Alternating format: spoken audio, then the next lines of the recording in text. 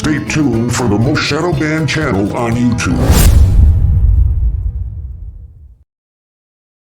Well, I hate to say it, but it's about time to say goodbye to the old Volt. It was 2017, and it was an enjoyable vehicle for scooting around the mid-Michigan area. So let me tell you what happened. This deserves a good talk about.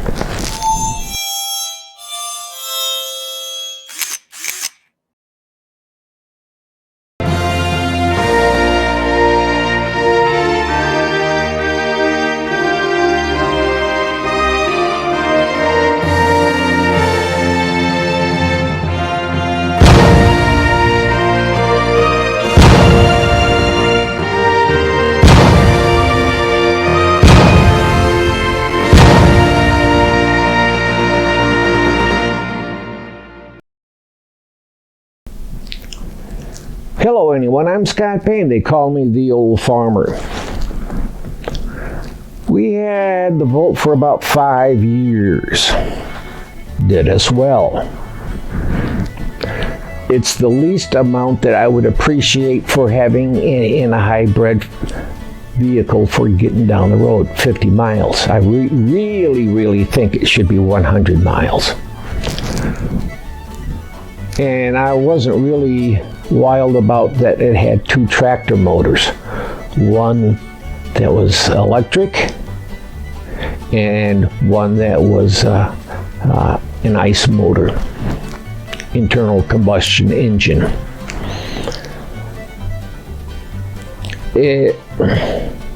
Too much inefficiency, the mechanism was too complicated that allowed both to work.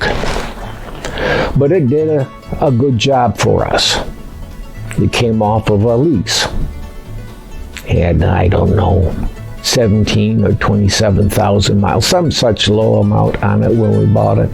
And it was up to 60,000 that we had on it. Well, Marty was going to the grocery store. Going to pick up some odds and ends that we need for the daily things. We like to stock up on most things, but there's milk, fresh vegetables, things like that. It's winter time, and you can't get fresh vegetables from the garden, so you get it from the grocery store. Well, she had a deer that wanted to ride along with her, which I don't think she would have minded, except deer don't know how to get in a car. And they seem to think that at highway speeds that you should be able to just hop inside the car. Doesn't work that way. Regrettably, the deer ended up dead. Instantly killed it. Actually, what it did was run in front of the Volt, and Marty didn't have a chance to do anything. She wasn't hurt. The Volt did most of the things it was supposed to do. It collapsed. And since the way it collapsed, it threatened the integrity of the battery pack. And as I told the insurance company, if you want to rebuild the car, that's fine. You're going to have to put the battery pack in. What, $10,000, $18,000 to do something like that? I don't know.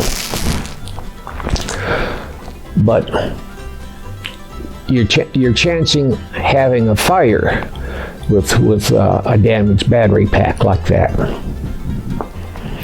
And those fires, the only way to put them out is dump sand on them. Water will only make it worse.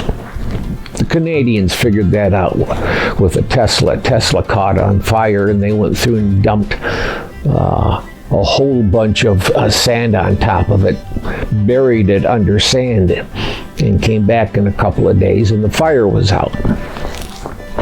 Canadians are smart. But there wasn't any injuries other than to kill the deer. The airbag did not fire. It should have. It should have fired. It did not. But actually, if it had fired, it would have probably caused more injury than what Marty got. And so she just had a bit of a stiff neck the next day, and that was about it. 2 aspirins took care of it.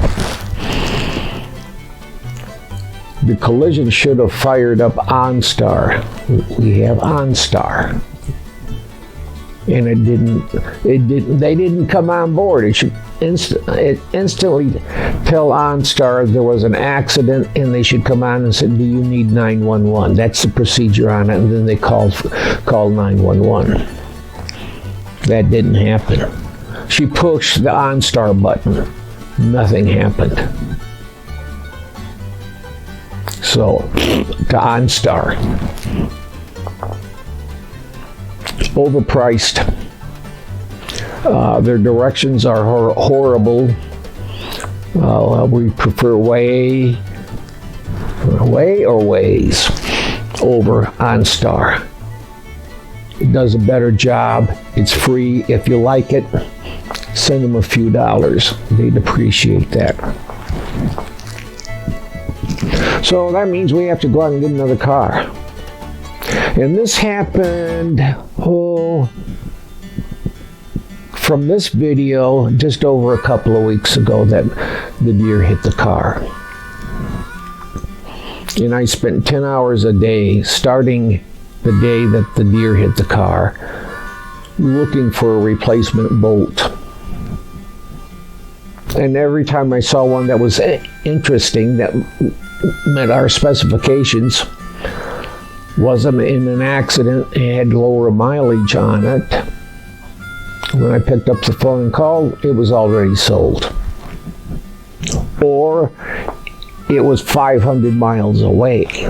Oh, I could get a 120,000 mile Volt,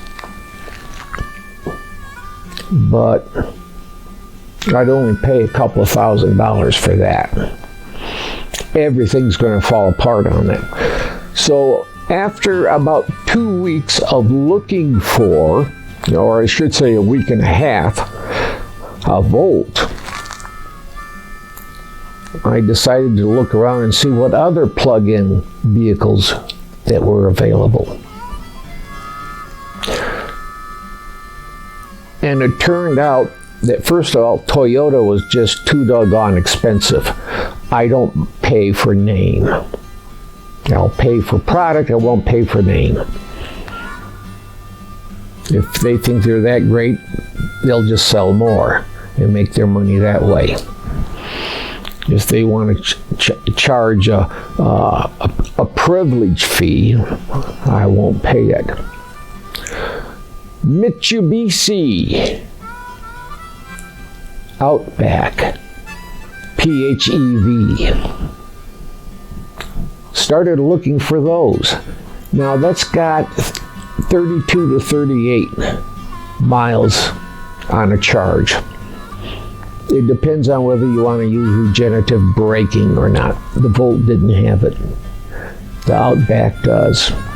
And you can also charge it from the engine as you're going down the road. There are times where you may need to do that. And I'll grant you that it's not the most efficient way of doing it, but it gives a better ride with the electric motor over the ICE motor.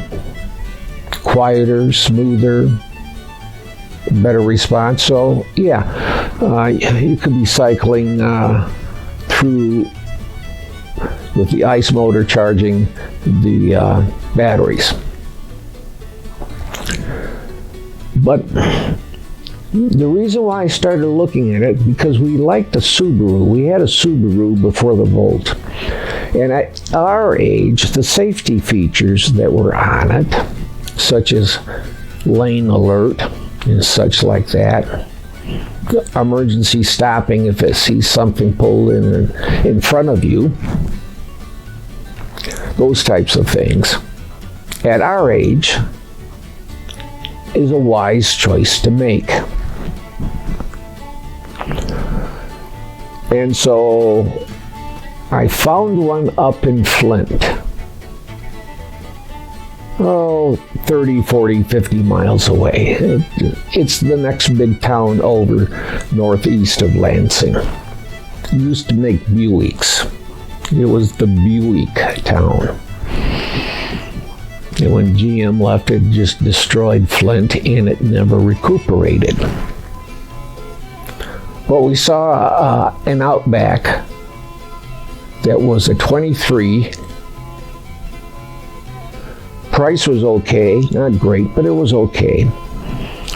And it had very low mileage. 21,000, some such thing like that, low mileage on it. I got so much mileage in my brain, it's hard to remember what it is. And we went up and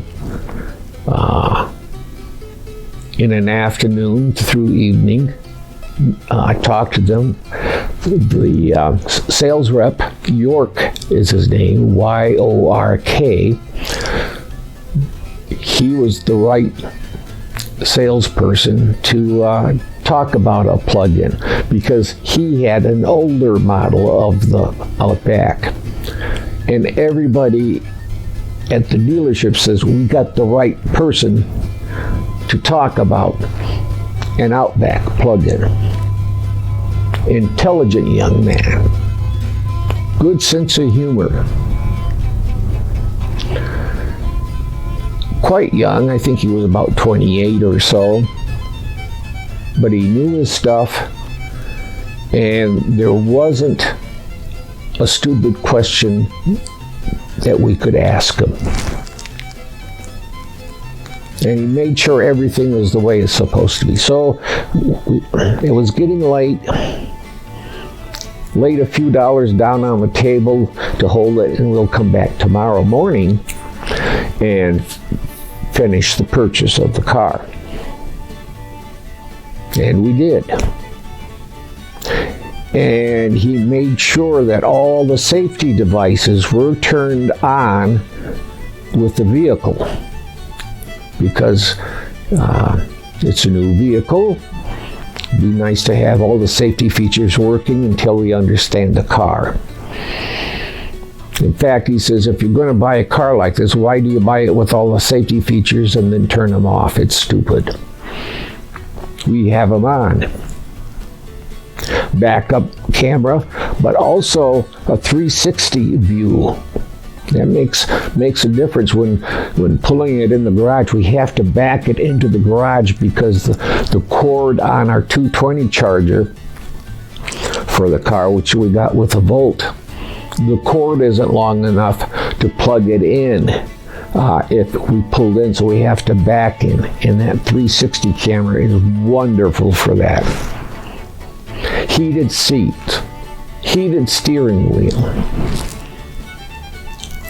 It even has a windshield washer type thing for the headlights. Little thing comes out, spritzes the headlight, and that's it. Goes back in. The only thing it doesn't have is a root beer spigot for pulling a fresh root beer. It was only about 3 weeks ago, and I was driving to the grocery store, quite close to our home here, on one of the state highways, and out of nowhere, a deer appeared suddenly to my left and was trying to run in front of my car. The instant I saw that animal, I had already hit it, and it was very quick. I didn't have time to think about it or really react even, which was good because I might have swerved and done the things that they tell us not to do. But I was driving kind of braced, and so I wasn't hurt at all. My airbag didn't even deploy.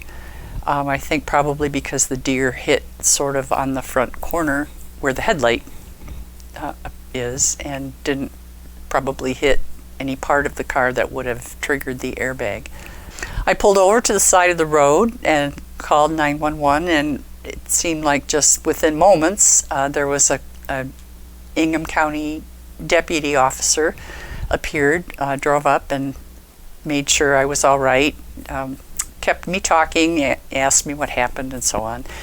And he was wonderful. He was so professional and yet kind, not condescending at all.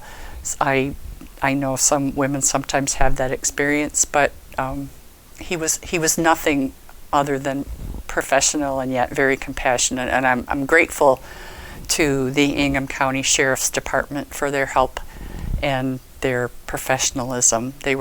He was outstanding. He, in fact, I had a hard time finding a way home, even though it was fairly close. It was cold, and I didn't really relish the thought of walking 3 miles. So I hope I don't get him into trouble by saying this publicly, but he did drive me home. I started to climb into the front passenger seat, and he said, "Ma'am, I have to ask you to ride back here." And so I got to ride in the seat behind the security gate or glass or whatever you call it. He had a lot of electronic equipment up in the front seat. There wouldn't have been room for me anyway. As I said, I was not hurt. I didn't feel any pain. Hadn't felt my head whiplash or anything like that. So there was so much to be thankful for about this accident. I am still grieving the loss of my little Volt. I did really like that car. It was fun to drive. It had such a good range on a battery charge that I hardly ever had to buy gas. And it suited our local running of errands very well. And as I say, I'm still kind of grieving the loss of that car. So Scott and I had to spend quite a bit of time. Well, Scott did all of the online research into replacement cars. We were pretty firm on wanting another plug-in hybrid because we had already installed the charging unit here in our home, and we liked having a chargeable vehicle. That they're quiet. We didn't have to buy gas very often. So Scott spent long days doing research, watching other people's videos, getting pros and cons about various cars. We tried to find another Volt, but they have not been manufactured since 2019, and we had a lead on one or two, but they got snatched up before we even had a chance to go to the dealer. Again, this was the middle of January or the end of January. It was very cold. Not a pleasant time to be out car shopping. So Scott, in his research, came across the Mitsubishi Outlander. We knew nothing about this car or the company, the Mitsubishi, the manufacturer. But the more Scott investigated, the more it felt like it might be a possibility. So the nearest dealer was about 45 miles away. So we hopped in the rental car that our insurance generously provided for us during this incident, and took a drive up to Grand Blanc. There we met a very, very nice young salesman. York Talley was his name, and he was just wonderful to work with. He was very knowledgeable about this car. He knew everything about the Outlander, and through a very thorough explanation, there was a lot of information to absorb. At my age, it felt like drinking from a fire hose, but he was very patient with my learning and my test driving it and so on. And the Outlander is a lot more car than we have been used to, but we quickly got used to it because it is a great car. We enjoy driving and riding in it. Has a lot of bells and whistles that we never even knew existed, let alone would have thought that we needed, but we're quickly learning that they're nice to have. Some of the driving assist features that are good for drivers as we age. So we got a comfortable car. Is it perfect? No. Is it something that I think you should look at? If you're looking for a car, I do recommend you look at it and see if it fits your needs. Okay? That's all I'm going to say about that. It's a good car. Well designed, except for the USB ports. So if you have a chance, take a look at it if you're looking for a car. And you can get a regular gasoline Outback also.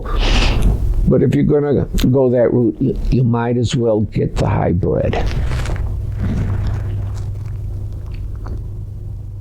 Thank you for watching. And please be safe. We'd sure appreciate it if you could subscribe and leave a comment. You know how YouTube behaves.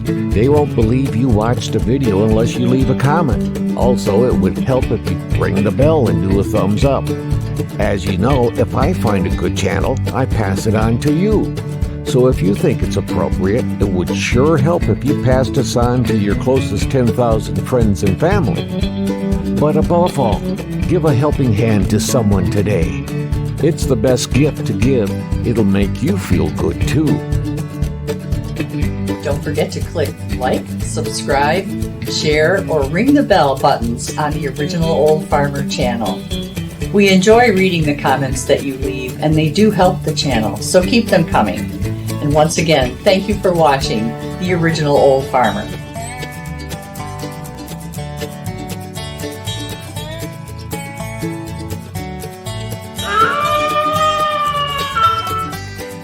The VFW National Home for Children, providing families of veterans and active duty military opportunities for growth and development in a nurturing community.